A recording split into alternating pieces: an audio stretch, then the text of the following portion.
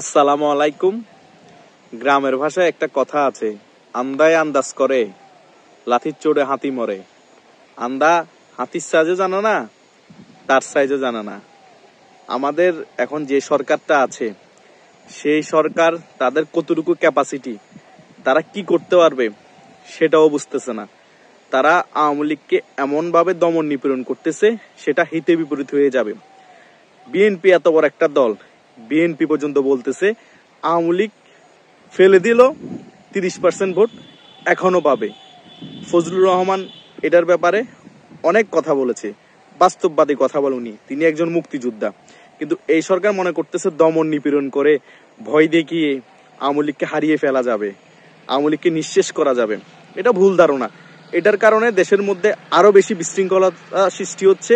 দেশের মধ্যে আওয়ামী লীগের যারা কর্মী আছে তাদের মধ্যে ডু অর ডাই সিচুয়েশন তৈরি হচ্ছে। সেটা গণ অভ্যুত্থান যেটা হয়েছে তার থেকে ভয়াবহ পরিস্থিতি হওয়ার দিকে যাচ্ছে। হাসান মাহমুদ গতকাল 2 দিন আগে সে কথা বলেছে, আওয়ামী লীগের কর্মীদের এখন ডু অর ডাই সিচুয়েশন। তাই এই সরকারকে এত বেশি দমন নিপীড়ন থেকে দূরে থাকতে হবে। আর যারা পুলিশ ভাই আছেন তারাও নিরপরাধ যারা আছে, নিরীহ যারা আছে তাদেরকে শুধু শুধু হয়রানি করবেন না। যারা অপরাধী তাদেরকে শনাক্ত করে তুলে নিয়ে যান, সেটা যে দলের হোক, শুধু আওয়ামী লীগ না। আমার কথা হচ্ছে বাংলাদেশের সকলে আমরা নাগরিক, একটা দলকে সমর্থন করে বিদায় তাই নিরপরাধ সকলকে, নিরীহ সকলকে আপনি ধরে নিয়ে যাবেন এই সরকারের নির্দেশে, সেটা হবে না।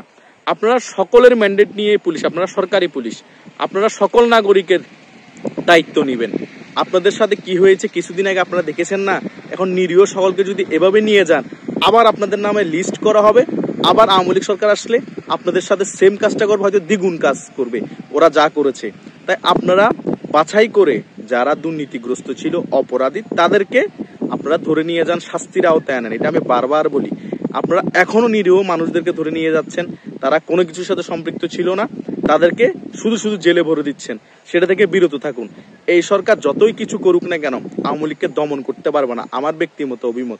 দমন যদি করেও ফেলে, তারপরেও যখন ডু অর ডাই সিচুয়েশন হবে, যারা আওয়ামী লীগের নিবেদিত প্রাণ তারা রাজপথে নেমে আসবে। সাধারণ জনগণ যারা আছে তারাও অতিষ্ঠ হয়ে রাজপথে নেমে আসবে। কারণ দেশের পরিস্থিতি খুবই ভয়াবহ, খুবই খারাপ, অনেক লাজুক পরিস্থিতি। বিভিন্ন জায়গায় আন্দোলন, বিভিন্ন কলেজে আন্দোলন।